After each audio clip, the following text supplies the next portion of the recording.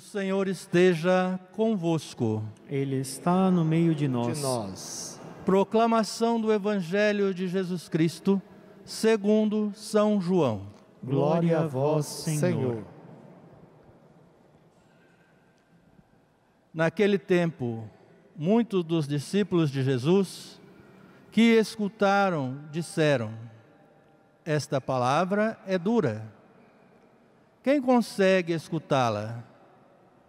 Sabendo que seus discípulos estavam murmurando por causa disso mesmo, Jesus perguntou: isto vos escandaliza?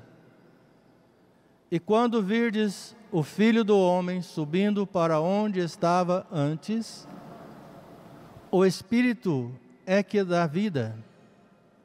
A carne não adianta nada. As palavras que vos falei são espírito e vida.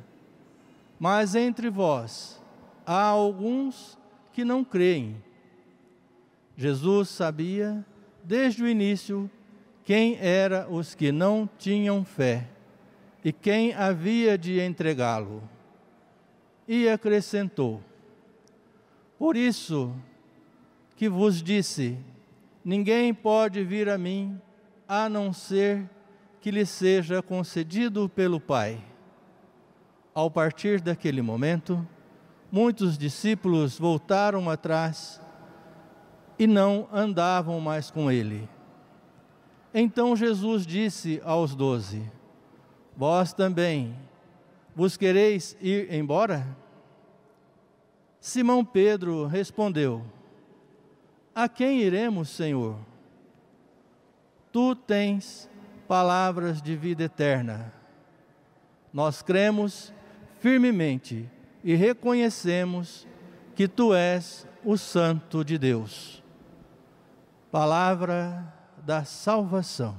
Glória a vós, Senhor. Saudemos a palavra de Deus com uma salva de palmas.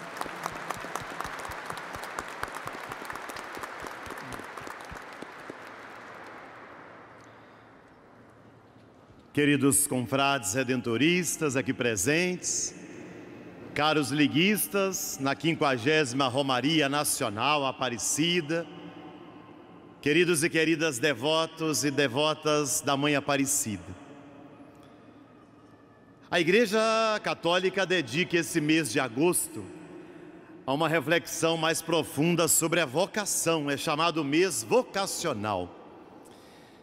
E falar de vocação é falar do sentido que a vida de cada um de nós tem. Falar de vocação é falar da nossa realização pessoal, do nosso lugar de felicidade nesse mundo. Sobre a ótica da fé cristã, nós acreditamos que toda vocação é um chamado de Deus ao homem, à mulher. E Deus espera de nós uma resposta que se faz atitude, entrega a Ele. Descobrir e viver a vocação é fundamental para que a gente possa caminhar pela vida encontrando esse sentido.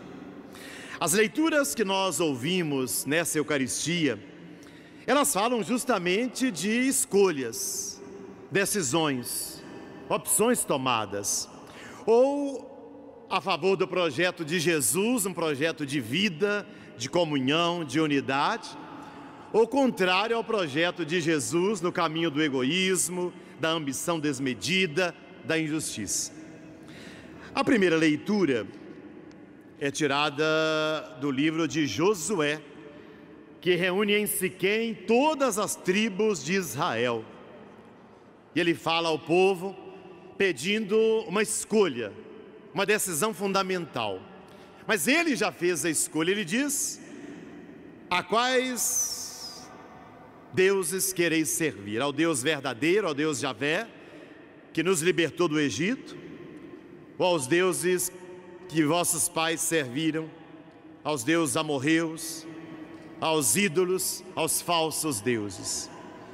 Quanto a mim e a minha família, eu e minha casa, nós serviremos ao Senhor. Diante dessa pergunta, As tribos de Israel disseram: longe de nós abandonarmos o Senhor para servirmos a deuses estranhos, porque o Senhor é que nos tirou da terra da escravidão, o Senhor é que nos protegeu na caminhada no deserto durante 40 anos e nos deu essa terra prometida. Nós também serviremos ao Senhor, porque Ele é o nosso Deus. Portanto, a escolha foi feita a favor do projeto de Deus. Hoje também Deus nos pede uma escolha. O mundo coloca-nos muitos ídolos e falsos deuses: o dinheiro, o sexo irresponsável, a injustiça, a vaidade, os bens materiais. Ídolos que nos afastam da verdade, do amor. Ídolos que nos levam à mentira, ao divórcio, à traição, à opressão. Hoje o Senhor nos pede a opção por Ele, pelo seu reino de vida, pelos valores evangélicos do perdão, do amor, da solidariedade, da caridade, da justiça e da paz.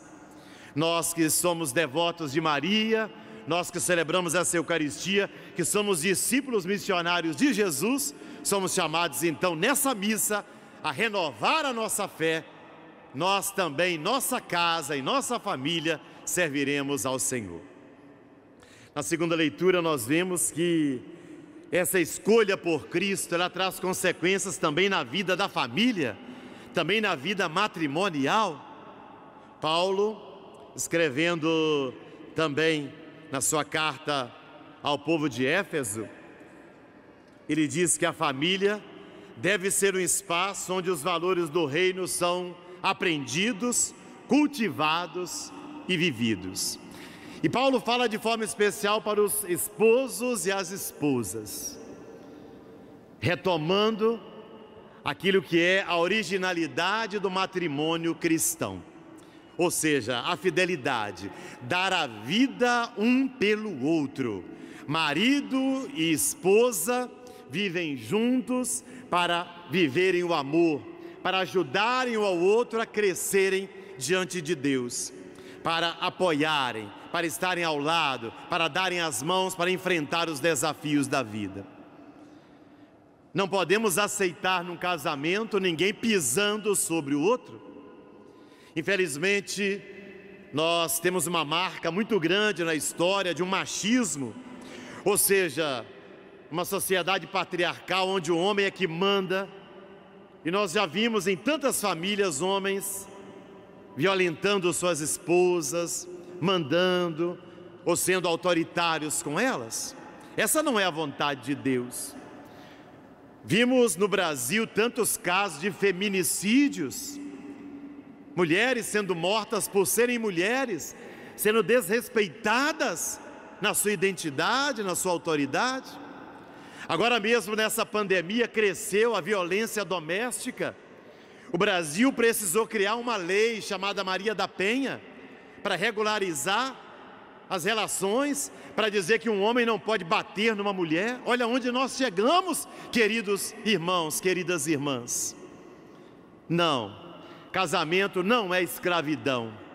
Casamento não é para ninguém mandar, nem maltratar, nem ferir o coração de ninguém. Casamento é uma aliança de amor, onde deve haver respeito, cumplicidade, companheirismo, fidelidade, entrega. Somente assim haverá a presença de Deus em cada família, em cada casamento. No Evangelho, estamos terminando hoje a leitura do capítulo 6 de João. É o discurso do pão da vida, que começou com a multiplicação dos pães. E Jesus então dizendo que Ele é o pão da vida, e quem não comer a sua carne, quem não beber o seu sangue, não terá parte com Ele. No trecho que ouvimos hoje, uma parte dos discípulos, dos seguidores de Jesus, se escandaliza e vai embora. E Jesus então pergunta para os 12: e vocês? Vocês também não querem ir embora? É quando Pedro toma a dianteira e diz: a quem iremos, Senhor? Ele não diz a quem eu irei, a quem nós iremos, representando os discípulos fiéis. Tu tens palavras de vida eterna. Queridos irmãos, queridas irmãs, mais uma vez Jesus pede de nós uma decisão.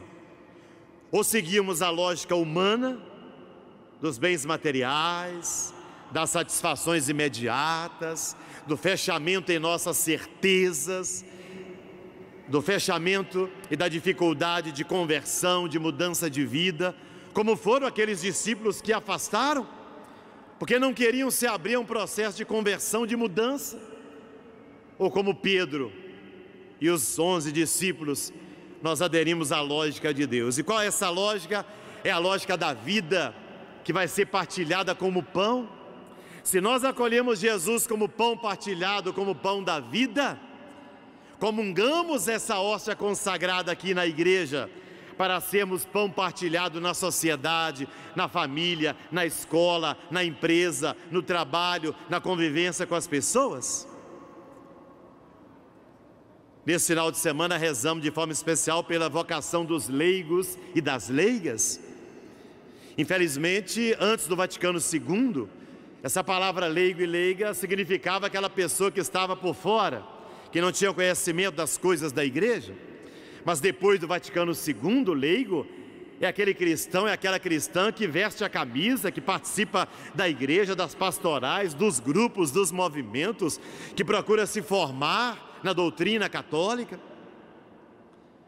Leigos são protagonistas da evangelização, são sujeitos na igreja. Leigos são aqueles que escolhem a quem iremos, Senhor. Dentro da vida leiga, nós apresentamos hoje a Liga Católica Jesus, Maria e José. É um movimento que nasceu lá na Bélgica, chegou ao Brasil, é acompanhado por nós missionários redentoristas e tem como missão evangelizar a família. Num tempo de tantos desafios que a família vive, a Liga Católica Jesus, Maria e José quer ajudar as famílias a viverem a aliança, o amor, o diálogo, a fidelidade, a obediência à palavra de Deus. Que a Mãe Aparecida nos ajude a viver essa palavra em nossa vida. Que a Mãe Aparecida, discípula, aquela que foi fiel e obediente, nos ajude a escolher sempre o caminho de Jesus, para que nós também possamos ser fiéis e obedientes a Ele. Louvado seja nosso Senhor Jesus Cristo. Para sempre seja louvado.